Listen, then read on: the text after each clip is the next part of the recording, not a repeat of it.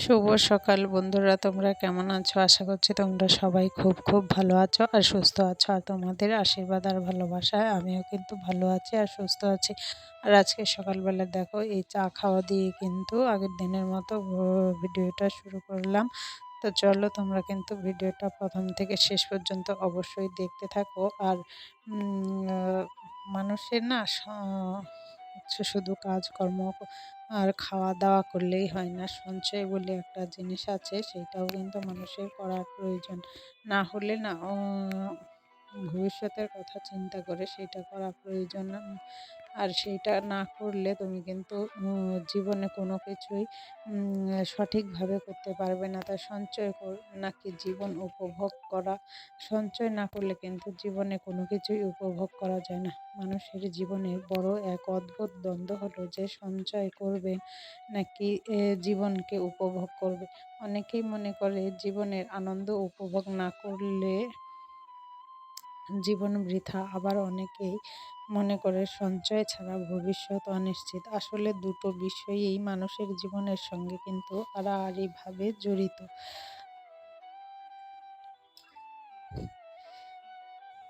তবে যেটা বলছিলাম ওই যে মানুষের জীবনের সঙ্গে সঞ্চয়ে আড়াআড়িভাবে জড়িত। মানসিক স্বাস্থ্যের জন্যেও কিন্তু আমাদের জরুরি। আমাদের আনন্দ জীবনযাপন মানসিক চাপ কমায়, ভ্রমণ, পরিবারকে সময় দেওয়া বা শখ পূরণ করা, মনকে সতেজ রাখা। আমরা জানি না কতদিন বাঁচবো, তাই শুধু ভবিষ্যতের চিন্তা বর্তমানকে ফেলে দেওয়া বুদ্ধিমানের কাজ নয়। সম্পর্ক রক্ষার জন্যও সাহায্য করে। প্রিয় জনদের সাথে সময় কাটানো, তাদের নিয়ে ছোট ছোট আনন্দ ভাগাভাগি করা সম্পর্ককে কিন্তু আরো শক্ত করে। কর্মক্ষমতা বাড়ায়, আবার আনন্দময় মুহূর্তগুলো কর্মক্ষেত্রে আমরা আরো কিন্তু উদ্যমী হয়ে গড়ে তোলে। আর সঞ্চয় করা কেন দরকার? ভবিষ্যতের নিরাপত্তা, অনিশ্চিত জীবনের অসুস্থতা, চাকরি হারানো বা জরুরি পরিস্থিতির জন্য অর্থ কিন্তু আমাদের প্রয়োজন, সবারই প্রয়োজন। আমরা কিন্তু জানি না যে ভবিষ্যতে আমাদের কখন কি হবে, বা এমন কিন্তু জানি না যে আমাদের কিন্তু ভবিষ্যতে কোনো কিছুর প্রয়োজন হবে না। মানে এখন যেরকম বর্তমান যেরকম কাটছে, ভবিষ্যতেও সে ঠিক একই রকম কাটবে, তাই না? সেই জন্যে কিন্তু মানুষের কিন্তু সঞ্চয়েরও প্রয়োজন আছে। কিন্তু অনেকেই মনে করে যে সঞ্চয় করে কি হবে, জীবনটাকে উপভোগ করাই হচ্ছে মূল কাজ। কিন্তু জীবনটাকে তো শুধু উপভোগ করলে হবে না, তা ভবিষ্যৎটাও যেন ভালোভাবে কাটে, ভবিষ্যতেও যেন জীবনটাকে উপভোগ করা যায়, সেই জন্যেও কিন্তু আমাদের ভাবতে হয়, তাই না? স্বপ্ন পূরণে সহায়তা করে, যেমন ধরো ও ঘরবাড়ি কে ঘরবাড়ি কেনায় সহায়তা করে ফেলে, যেমন সন্তানের পড়াশোনা, ব্যবসা শুরু করা, এই সব বড় লক্ষ্য অর্জনে সঞ্চয়ের কিন্তু বিকল্প কোনো কিছুই নেই। তুমি যদি স্বপ্ন না দেখো, তোমার যদি কোনো স্বপ্ন না থাকে, তাহলে কিন্তু তুমি ভবিষ্যতে কিছুই করতে পারবে না। মানে আমরা কিছুই করতে পারবো না, তাই না? অবসরের নিশ্চয়তা, কর্মজীবন শেষে যেন কষ্ট না করতে হয়, তার জন্য আগের থেকেই কিন্তু মানুষের সঞ্চয় করা প্রয়োজন। মানসিক শান্তি হাতে মানসিক শান্তি উম, উম, হাতে সঞ্চয় থাকলে মানুষ আত্মবিশ্বাসী হয় এবং ভয় কমে যায়।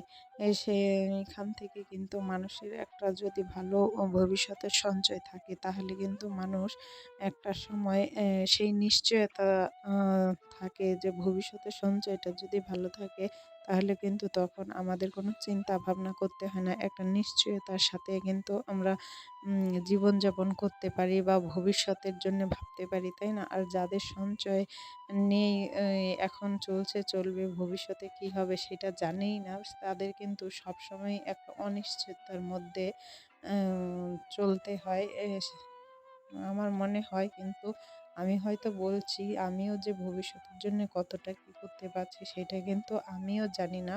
আমরা আমার মতো হয়তো অনেকেই জানো কি জানো না সেইটা জানি না, কিন্তু আমার মনে হচ্ছে সেইটা। তাই সঞ্চয় থাকলে মানুষ আত্মবিশ্বাসী হয়, এবং ভয়ও কিন্তু মনে হয় কমে যায়। এমন হলো, শুধু উপভোগ করলে কেমন হবে? উত্তর হলো, তুমি হয়তো অল্প কিছু সময় আনন্দ পাবে। সঞ্চয় যদি না থাকে তাহলে কিন্তু আমরা অল্প কিছু সময় ধরে আনন্দ পাবো, কিন্তু ভবিষ্যৎ কিন্তু অনিশ্চিত হয়ে যাবে, তাই না? কিন্তু জীবনের আসল আনন্দ থেকে বঞ্চিত হবে। তাই প্রয়োজন ভারসাম্য। উপভোগ করবেন, উপভোগ করব, তবে আর আয় অনুযায়ী আমাদের যেরকম আয় সেরকম আয় বুঝে আমরা ব্যয় করব। আর তাই না, সঞ্চয় করব, সঞ্চয়ও করব, চলবো। এরকম না যে সঞ্চয় করব বলে আর অন্যান্য যে উপভোগগুলোতে কৃপণতা করব। আমাদের যেরকম আয় আমরা সেরকম যদি সেইরকম আয়ের মধ্য দিয়ে জীবনটাকে উপভোগ করব, আবার ভবিষ্যতের জন্যেও সঞ্চয় করব। এই আর কি। গবেষণায় বলা হয়েছে, যারা নিয়মিত সঞ্চয় করেন এবং মাঝে মাঝে নিজেদের জন্য খরচ করেন, তারা সবচেয়ে বেশি মানসিকভাবে সুস্থ থাকে। সঞ্চয় আর উপভোগ একে অপরের প্রতিদ্বন্দ্বী নয়, বরং পরিপূরক। জীবন উপভোগ করতে গিয়ে অপচয় করলে যেটা বোকামি, আবার সঞ্চয় করতে গিয়ে জীবনের আনন্দ হারালে সেটাও কিন্তু অন্যায় নিজের প্রতি। সঠিক সমাধান হলো সঞ্চয় ঠিক রেখে উপভোগ করা, কিন্তু কৃপণতা নয়। আমরা যে শুধু হচ্ছে ভবিষ্যতের জন্যই সঞ্চয় করব, তারপরে নিজের জীবনটাকে উপভোগ করব না, সেইটা করলে কিন্তু হবে না। সব রকমই করতে হবে। আমার আয় বুঝে ভবিষ্যতের জন্যও সঞ্চয় করতে হবে, বর্তমানেও চলতে হবে, তাই না? অর্থাৎ অর্থকে বাঁচানোর জন্য নয়, বরং নিজেকে সুন্দর করার জন্য ব্যবহার করতে হবে। আমরা যে ভবিষ্যতের জন্য শুধু টাকা জমিয়েই যাব, কিন্তু সেই টাকা নিজের কোনো কাজে লাগবে না, নিজেকে কোনো কিছু দিতে পারবো না, সেইটা করলে হবে না। সেইটা হচ্ছে নিজের জন্যেও বাঁচিয়ে রেখে দেবো, সেটা না, সেই বাঁচানোটা যেন নিজের কাজে লাগে, সেইটাও যদি আমরা চিন্তা করি তাহলে কিন্তু আমাদের আর ধরো বয়সকালে কারোর কাছে কারোর অপেক্ষায় থাকতে হয় না। আর কিছুটা উপভোগ করো জীবন, আর কিছুটা দিয়ে জীবনকে উপভোগ করতে হবে, তাই না?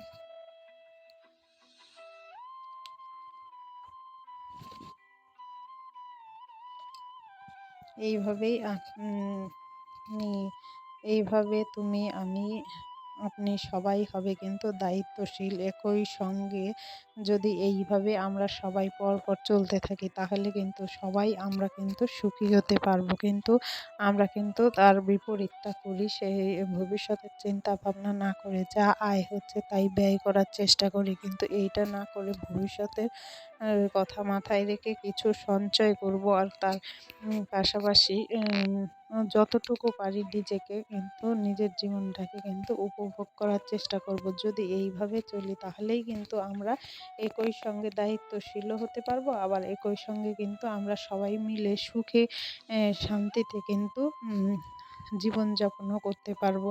আচ্ছা, যাই হোক, অনেক কথাই বলা হয়ে গেছে। তো দেখো, আমি সারাদিনের কাজকর্ম করে দুষ্টুকে পড়তে বসিয়েছিলাম, দুষ্টুর কিন্তু পড়াও হয়ে গেছে। এইবার আমি দেখো চলে এসেছি রান্নাঘরে। এখন হচ্ছে রাতের ভাত রান্না করতে হবে। তরকারি দুপুরবেলায় তো সয়াবিন করেছিলাম, সেই তরকারি আছে। আর এখন হচ্ছে ভাত করব। আর আমার না সয়াবিনের তরকারি আর খেতে ইচ্ছে করছে না বলে আমার জন্য দুটো আলু ভাতে দেবো। তা যাই হোক, এই যে দেখো, আজকে না চাল বাড়ন্ত ছিল, একদমই ছিল না। সেই জন্য, আর যেহেতু বাজার করতে হবে, মাসকাবারি বাজার কালকে রবিবার, যেহেতু তোমাদের দাদা ভাইয়ের ছুটি, কালকেই করবে। তো সেই জন্যে আজকে অল্প চাল নিয়ে এসেছে, সেইখান থেকেই কিন্তু রাত্রের ভাতটা করছি। তা আজকের ভিডিওটা কিন্তু এই পর্যন্তই। আমার ভিডিওটা যদি ভালো লাগে তাহলে অবশ্যই একটা লাইক করো।